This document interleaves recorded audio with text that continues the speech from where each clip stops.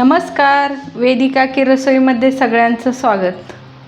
आज आपण बनवणार आहोत हिरवी मिरचीच्या ठेच्यापासून मऊ आणि लुसलुशीत साबुदाणा खिचडी। तर त्यासाठी लागणारं साहित्य बघूया। इथं रात्रभर भिजवून घेतलेले साबुदाणे 1.5 वाटी घेतलेले आहेत मी।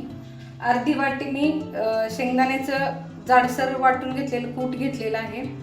इथे एक बटाटा उकडून घेऊन मी त्याचे काप घेतलेले आहेत। इथे थोडेसे शेंगदाणे घेतलेले आहेत अख्खे। इथं 10 ते 12 हिरवी मिरची ठेचून घेतलेली आहे। चवीपुरतं मीठ घेतलेलं आहे। 2 ते 3 चमचे तेल घेतलेलं आहे।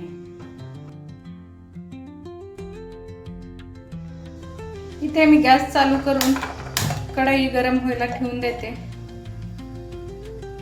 इथे आपली कढई चांगली गरम झालेली आहे। त्याच्यात आपण 3 चमचे तेल घालून घेऊया।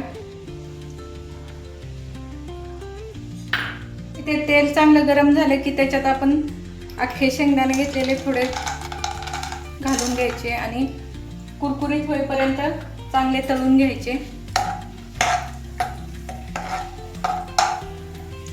इथे कोण कोण जिरं पण घालतं। ज्यांना उपवासाला जिरं वगैरे चालतं त्यांनी जिरं पण इथे घालू शकता।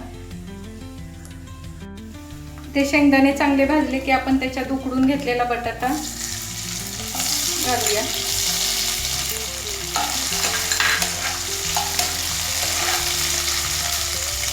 बटाटा चांगला तेलात परतला की त्याच्यात आपण हा मिरचीचा ठेचा घालून घेऊया आणि हे मिश्रण चांगलं तेलात परतवून घ्यायचं।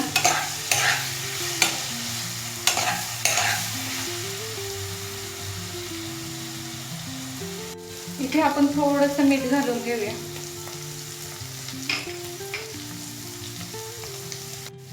हे मिश्रण आता चांगलं तेलात परतलं गेलेलं आहे। याच्यात आपण भिजवलेले साबुदाणा घालून घेऊया। एकत्र चांगलं करून घेऊया आणि तेलामध्ये चांगलं परतून घ्यायचं आहे।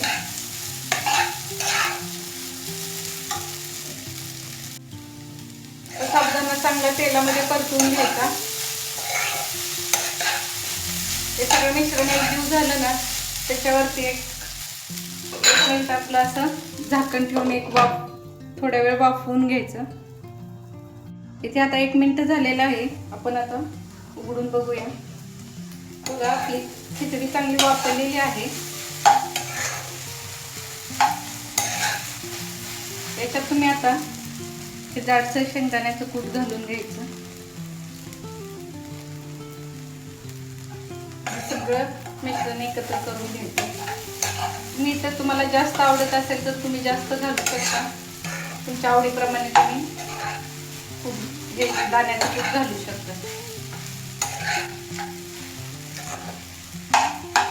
त्याचं सगळं एकत्र करून घ्यायचं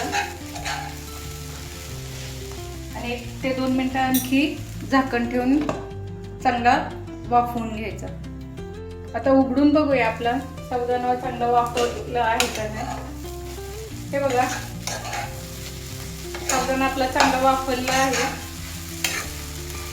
असा मऊ लुसलुशीत एकदम दिसतोय बघा, तुम्हाला दिसत असेल।